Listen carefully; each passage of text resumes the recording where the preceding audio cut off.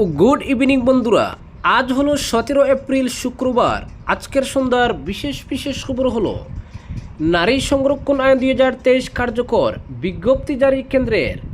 2023 সালের নারী সংরক্ষণ আইন, যা লোকসভা ও রাজ্য বিধানসভায় মহিলাদের জন্য 33% আসন সংরক্ষণের বিধান রাখে, বৃহস্পতিবার কেন্দ্রীয় আইন মন্ত্রকের এক বিজ্ঞপ্তির মাধ্যমে কার্যকর করা হয়েছে।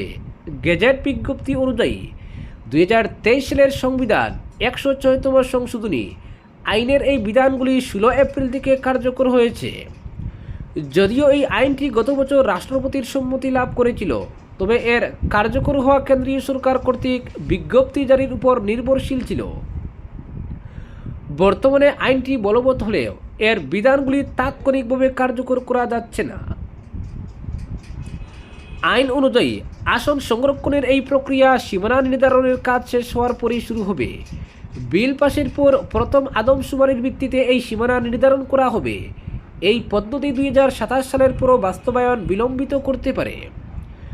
সংসদে এর বাস্তবায়ন সময়সীমা দ্রুত করার জন্য নতুন সাংবিধানিক সংশোধনী নিয়ে যখন বিতর্ক চলছে, তখনই এই আইন কার্যকর করার পদক্ষেপ নেওয়া হলো। এসবের মধ্যে রয়েছে সীমানা পুনর্নির্ধারণ ও লোকসভার আসন বৃদ্ধি। এই সংশোধনী বিলগুলি নিয়ে আলোচনার জন্য বৃহস্পতিবার সংসদের 3 দিনের বিশেষ অধিবেশন শুরু হয়েছে, যার লক্ষ্যে 2029 সালের মধ্যে এটি কার্যকর করা। চলমান সংসদীয় বিতর্কের মধ্যেই 2023 সালের আইনটি কার্যকর করার সিদ্ধান্ত নিয়ে বিরোধী দল প্রশ্ন তুলেছে। কংগ্রেস এই পদক্ষেপকে সম্পূর্ণ উদ্ভট বলে আখ্যা দিয়েছে। জয়রাম রমেশ বলেছেন যে যখন আইনটির সংশোধনী নিয়ে আলোচনা চলছিল এবং তা ভোটাভুটির অপেক্ষায় ছিল, তখনই আইনটিকে কার্যকর করা হয়েছে। কংগ্রেস সাংসদ মনীষ তিওয়ারি জানিয়েছেন যে প্রস্তাবিত সংশোধনীগুলি সংসদে প্রয়োজনীয় সংখ্যাগরিষ্ঠতা অর্জন করতে ব্যর্থ হলে বিদ্যমান আইনকে সুরক্ষিত রাখার একটি প্রচেষ্টা হতে পারে এই বিজ্ঞপ্তি। কেন্দ্রীয় সরকার লোকসভার আসন সংখ্যা 543 থেকে বাড়িয়ে 815 করতে চাইছে। এর মাধ্যমে 2023 সালের নারী সংরক্ষণ আইনের অধীনে লোকসভা ও বিধানসভাগুলিতে মহিলাদের জন্য 33% কোটা কার্যকর করার লক্ষ্য রয়েছে।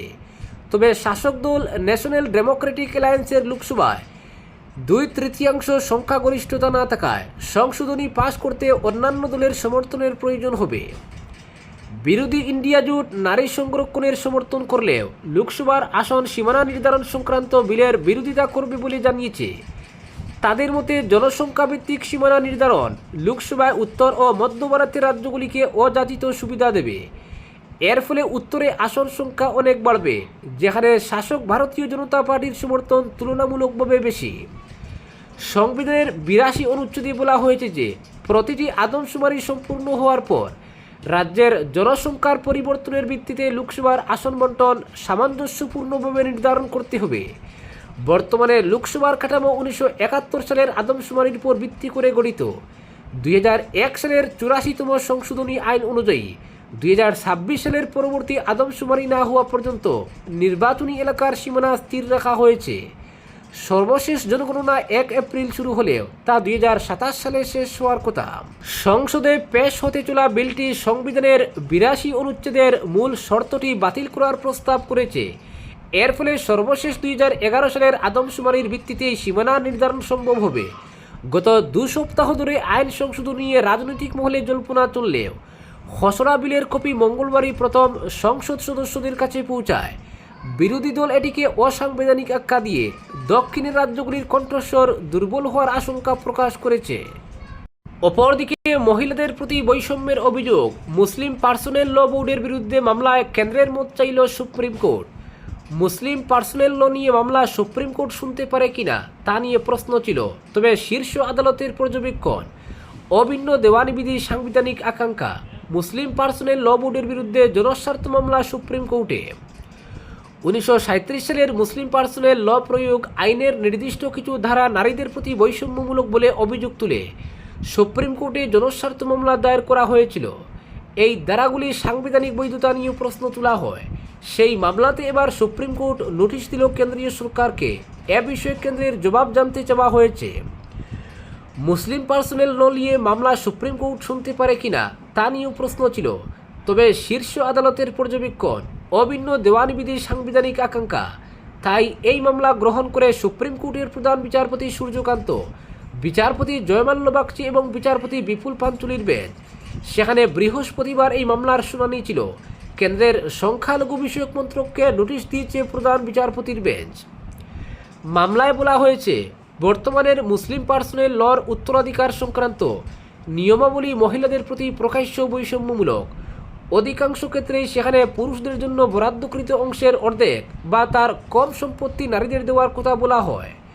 মামলাকারীর আইনজীবী প্রশান্ত ভূষণ জানান, 1937 সালের আইনটি সংবিধানের 14 নম্বর ধারা লঙ্ঘন করে। ওই ধারায় নারী পুরুষ নির্বিশেষে নাগরিকদের সমান অধিকারের কথা বলা হয়েছে। উত্তরাধিকার সংক্রান্ত বিষয়গুলি প্রকৃতিগতভাবে সামাজিক হলেও আদৌ তা সংবিধানের 25 নম্বর ধারার অধীনে সুরক্ষিত কোনো অপরিহার্য ধর্মীয় অনুশীলন নয়। সম্পত্তির অধিকারের সঙ্গে ধর্মের সম্পর্ক থাকতে পারে না। অভিযোগ, ওই আইনের উত্তরাধিকার সংক্রান্ত নিয়মাবলীতে পুরুষের চেয়ে মহিলাদের অর্ধেক বা তারও কম অংশ দেওয়ার কথা বলা হয়েছে। এটি বৈষম্যমূলক বলে দাবি করেছেন আইনজীবী প্রশান্ত ভূষণ। উল্লেখ্য, ভারতীয় সংবিধানের 25 নম্বর ধারায় সকল নাগরিককে ধর্মগ্রহণ, পালন এবং প্রচারের স্বাধীনতা দেওয়া হয়। তবে এই অধিকার নিরঙ্কুশ নয়, এটি জনশৃঙ্খলা, নৈতিকতা, স্বাস্থ্যসহ অন্যান্য মৌলিক অধিকারের অধীন। এ প্রসঙ্গে মন্তব্য করতে গিয়ে আইনজীবী প্রশান্ত ভূষণ জানান, দেওয়ানি সংক্রান্ত আইন সমগ্র দেশে একরকম হওয়া উচিত। এর প্রেক্ষিতেই প্রধান বিচারপতির মন্তব্য, অভিন্ন দেওয়ানি বিধি একটি সাংবিধানিক আকাঙ্ক্ষা। পৌলমী পাবিনী শুল্ক নামের একজন মুসলিম পার্সোনাল ল নিয়ে জনস্বার্থ মামলাটি করেছেন। মামলা করেছে ন্যায় নারী ফাউন্ডেশন নামের একটি সংগঠনও।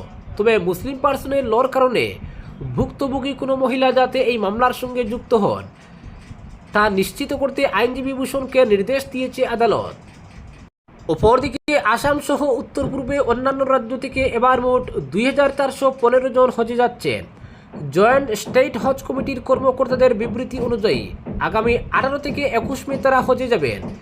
বৃহস্পতিবার গুয়াহাটিতে এক সাংবাদিক সম্মেলনে কমিটির সদস্যরা বলেন, আসাম, মেঘালয়, নাগাল্যান্ড, মিজোরাম, অরুণাচল প্রদেশ ও সিকিম থেকে এবার মোট 2569টি আবেদন জমা পড়েছিল। কমিটির চেয়ারম্যান তথা আইনজীবী নেকিবুর জামান জানান, আসাম থেকে সবচেয়ে বেশি 2544টি আবেদন জমা পড়ে। র্যান্ডমাইজড ডিজিটাল প্রক্রিয়ার মাধ্যমে হজ যাত্রীদের বেছে নেওয়া হয়েছে বলে জানান নেকিবুর। তিনি আরও জানান, আর্থিক ও স্বাস্থ্যগত কারণে 170 জন আবেদনপত্র প্রত্যাহার করে নেন। ফলে হজ যাত্রীদের মোট সংখ্যা দাঁড়ায় 2415-তে। হজ যাত্রীদের সব কিছু দেখাশোনা করবে কমিটি। অভাব ও অভিযোগের নিষ্পত্তির জন্য গুয়াহাটির হজ হাউসে একটি অস্থায়ী কন্ট্রোল রুম খোলা হয়েছে। গুয়াহাটি থেকে সর্বাধিক 1490 জন হজযাত্রী যাবেন। কলকাতা থেকে যাবেন 668 জন, মুম্বাই থেকে 218 জন, দিল্লি থেকে 28 জন, বেঙ্গালুরু থেকে 8 জন, লখনৌ থেকে 2 ও হায়দ্রাবাদ থেকে 1 জন। আগামী 18 থেকে 21 মে পালা করে বিমানগুলি রওনা দেবে। 35টি আবেদনের মধ্য থেকে 13 জনকে ট্রেনার হিসেবে বেছে নেওয়া হয়েছে। 95টি আবেদনের মধ্যে 16 জনকে বাছা হয়েছে হজ ইন্সপেক্টর হিসেবে। অপরদিকে ভোট শেষ হতেই এক ফ্রেমে সুজাম, নিজাম, জাকির। আলগাপুর কাটলিজোড়া আসনের 3 প্রতিদ্বন্দ্বীকে ঘিরে উত্তাল জেলার রাজনীতি। সবাইকে চমকে দিয়ে ভোটের পর হঠাৎ এক ফ্রেমে হাইলাকান্দি জেলার বহুল চর্চিত 3 বিধায়ক সুজাম, নিজাম ও জাকির। কথায় আছে, রাজনীতিতে অজাতশত্রু বলতে কিছুই নেই। তবে ভোট পর্ব শেষ হওয়ার 1 সপ্তাহ হয়নি, এর মধ্যে প্রকৃত অর্থে কি 3 বিধায়কের রাজনৈতিক বৈরিতার অবসান হয়ে গেল? না, এর পেছনে রয়েছে অন্য রাজনৈতিক সমীকরণ। এ নিয়ে গত 2 দিন ধরে নতুন করে চর্চা শুরু হয়েছে সমগ্র জেলা জুড়ে। সামাজিক মাধ্যমে একান্তে বসে আলাপচারিতায় 3 বিধায়কের ছবিকে ঘিরে ছড়িয়েছে নানা গুঞ্জন। ডিলিমিটেশনের পর থেকে হাইলাকান্দির 3 বিধায়ক সুজামউদ্দিন লস্কর, জাকির হোসেন লস্কর ও নিজামউদ্দিন চৌধুরীর মধ্যে চলছিল পরোক্ষ সংঘাত, কটাক্ষ আর রাজনৈতিক টানাপোড়েন। সময়ের সঙ্গে সেই সংঘাত আরও তীব্র হয়ে ওঠে। বিধানসভা নির্বাচনে আলগাপুর কাটলিজোড়ার মতো এক ডাউস আসনে জেলার 3 বিধায়কের সম্মুখ সমরে অবতীর্ণ হওয়ার বিষয়টি আসামের রাজনীতিতে বেনজির ঘটনা। দীর্ঘদিন থেকেই একে অপরকে লক্ষ্য করে নানা তির্যক মন্তব্য করে তাদের নির্বাচনে ব্যাপক প্রভাব পড়েছে। কিন্তু 9 এপ্রিল বিধানসভা ভোট শেষ হতেই বদলে গেল রাজনৈতিক বৈরিতার সম্পূর্ণ চিত্র। দীর্ঘ রাজনৈতিক টানাপোড়েন শেষে অনেক দিন পর এবার একসঙ্গে দেখা গেছে 3 বিধায়ককে। সঙ্গে রয়েছেন তাদের ঘনিষ্ঠ আরও 3 জন। 3 বিধায়কের একসঙ্গে তোলা ছবিতে নেটিজেনরা ট্রোলের বন্যা বইয়ে দিয়েছেন। একাংশ সমর্থকদের মন্তব্য, একান্তে বসে আলাপচারিতার ছবি তাদের আগামী দিনের ভবিষ্যৎ পরিকল্পনার দিকেই যথেষ্ট ইঙ্গিত করছে। জানা গেছে বর্তমানে হাইলাকান্দির 3 বিধায়কই গুয়াহাটিতে অবস্থান করছেন। গত দুদিন আগে 3 জন একসঙ্গে মিলিত হন। সেই সাক্ষাতের একটি ছবি সামাজিক মাধ্যমে ব্যাপক হারে ছড়িয়েছে, যেখানে এক ফ্রেমে দেখা গেছে হাইলাকান্দির 3 বিধায়ককে। ছবির মাঝখানে রয়েছেন এনডিএ সমর্থিত অগপ দলের প্রার্থী বিধায়ক জাকির, আর দুপাশে রয়েছেন 2 বিধায়ক নির্দল প্রার্থী সুজামুদ্দিন ও নিজামুদ্দিন, যারা 9 এপ্রিল ভোটের আগে ছিলেন একে অপরের কাছে অপ্রতিরোধ্য। ছবিতে দেখা গেছে বিধায়ক জাকির সতীর্থ 2 বিধায়ককে কাঁধে হাত রেখে কাছে টেনে নিয়েছেন। 3 জন পাশাপাশি দাঁড়িয়ে দীর্ঘদিনের সব দ্বন্দ্ব সংঘাত ও টানাপোড়েন শেষ ফের একসঙ্গে। তাহলে কি ভোটের ফলাফলের আগেই প্রকৃত অর্থে বিধায়কদের রাজনৈতিক বৈরিতার অবসান হয়ে গেল? নেটিজেনরা এ নিয়ে নানা মন্তব্য করেছেন। 2.5 বছরের অধিক সময় থেকেই হাইলাকান্দির 3 বিধায়কের মধ্যে রাজনৈতিক বিরোধিতা চলছিল। ডিলিমিটেশন ইস্যুতে জেলার একটি বিধানসভা আসন কর্তন করায় 3 দলীয় বিধায়ক ভিন্ন অবস্থান গ্রহণ করেন। শুরু হয় তাদের তীব্র রাজনৈতিক টানাপোড়েন। 14 এপ্রিল 9টা 6 মিনিটে তোলা ছবিতে দেখা যাচ্ছে একসঙ্গে বসে আলোচনায় ব্যস্ত রয়েছেন 3 বিধায়ক। ছবির লেবেলে মোবাইল ডিভাইসের নামও রয়েছে। মঙ্গলবার তাদের এক ফ্রেমে ছবি প্রকাশ্যে আসতে রাজনৈতিক মহলে ফের চর্চা শুরু হয়েছে। অনেকেই এই ছবি দেখে চমকে উঠেছে। যেখানে এতদিন 3 বিধায়কের ছিল অহিনকুল সম্পর্ক, সেখানে হঠাৎ করে কেন এই ঘনিষ্ঠতা? স্বাভাবিকভাবেই উঠেছে একাধিক প্রশ্ন। ভোটের পর একসঙ্গে ছবিসহ আবার একান্তে বসে আলোচনার পেছনে নতুন কোনো রাজনৈতিক সমীকরণ তৈরি হচ্ছে নাকি সৌজন্য সাক্ষাৎ? এ নিয়েও এখন আলোচনা চলছে। তাদের এই ঘনিষ্ঠ মুহূর্তের ছবি সোশ্যাল মিডিয়ায় ভাইরাল হতেই জনমনে নানা প্রশ্নের উকি মারছে। অনেকের মন্তব্য, হারের আতঙ্ক এবং অস্তিত্ব রক্ষার সংকটে পড়েই তারা কি এখন তথাকথিত ঐক্যের পথ খুঁজছেন? এই ছবিকে ঘিরে এখন উত্তাল নেট দুনিয়া। এক সময় যারা একে অপরের প্রধান প্রতিপক্ষ ছিলেন, তাদের এই আকস্মিক ইউনিটি বা ঐক্য আদতে ডুবন্ত নৌকায় শেষ হড়কুটো আঁকড়ে ধরার প্রচেষ্টা বলেই সাধারণ মানুষ মনে করছেন। পরাজয় নিশ্চিত জেনেই কি এই সমঝোতা, নাকি এটি রাজনৈতিক অবসরের আগাম প্রস্তুতি? এ নিয়ে এখন হাইলাকান্দির চায়ের দোকান থেকে শুরু করে রাজনৈতিক মহল সর্বত্রই চলছে জোর চর্চা। আজকের বিশেষ সংবাদ এখানেই সমাপ্ত।